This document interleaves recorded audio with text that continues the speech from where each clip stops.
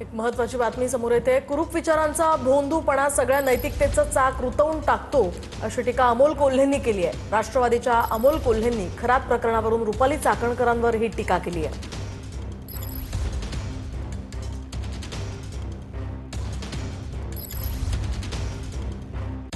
महिला आयोगातल्या जिजाऊंच्या फोटोला ताडकन तडा गेला जेव्हा तिथल्या खुर्चीला रांझ्याचा पाटील हा पितृतुल्य झाला। त्या खुर्चीतून बेगडी नैतिकता ओसंडून वाहिली। त्या खुर्चीतून बेगडी नैतिकता ओसंडून वाहिली।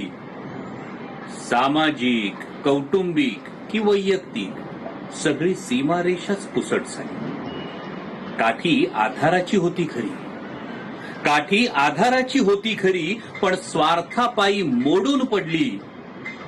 न्यायाच्या प्रतीक्षेत असलेल्या अहिल्याची पुन्हा एकदा शिळा झाली।